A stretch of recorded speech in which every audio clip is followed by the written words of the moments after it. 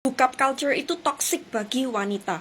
Whether you like it or not, kamu merasa kamu misalnya feminis, bisa have sex tanpa ikatan emosi, itu hanya sedikit wanita yang bisa begitu. Kebanyakan akan mulai terikat secara emosional kalau sudah have sex beberapa kali dengan orang yang sama, karena ada oksitosinnya yang mengikat. Sudah banyak sekali artikel-artikel dan studi-studi yang mempelajari ini.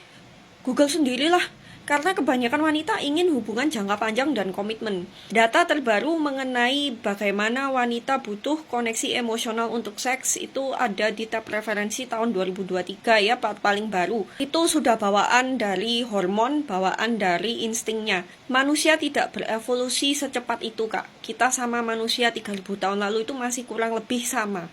Evolusi otak dan hormonnya tidak terlalu signifikan. Online dating ini masih belum terlalu lama adanya untuk membuat manusia berevolusi menjadi makhluk tanpa emosi. If Gen Z thinks otherwise, that's because they're not experienced enough and don't know what they're doing yet. And they're still learning. Dengan hookup culture sekarang pun data dan artikelnya juga banyak tentang bagaimana itu akhirnya membuat wanitanya itu merasa murahan, merasa terikat, dan merasa galau. Banyak yang mau tidur sama cowok hookupnya ini dengan harapan nanti akhirnya bisa jadi serius. Pria juga ada yang kepingin akhirnya jadi hubungan serius, tapi masih bisa dari mereka yang lebih gampang melakukan hubungan seks tanpa ada ikatan dibandingkan wanita.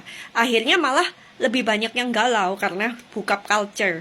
But in the end, kan yang saya diskusikan di video itu adalah mengenai selingkuh dan sex drive di hubungan jangka panjang.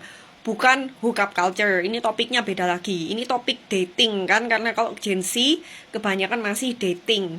Dalam dating, tentu saja atraksi fisik dan seksual itu akan lebih mengarah ke seks di depan-depan. Baik itu wanita maupun pria. Dan makanya kalau menikah masih di bawah 2 tahun kan, honeymoon periodnya kan masih oke-oke saja. Masih lancar gairah seksnya. Bahkan banyak sekali yang sudah menikah hanya karena atraksi fisik dan seksual. Tapi kalau sudah 2 tahun lebih, itu yang akan banyak menemukan kesulitan emosi, dan itulah yang saya bahas di video sebelumnya mengenai selingkuh dan gairah seks tersebut. So I hope that clear things up. Komen saya tadi dihapus sama TikTok, makanya saya balas pakai video. And please, adik-adik cewek Gen Z, avoid hookup culture. Kalian nanti galau sendiri. Tapi juga nggak apa-apa kalian belajar dari galau itu, nanti bayar saya konsultasi.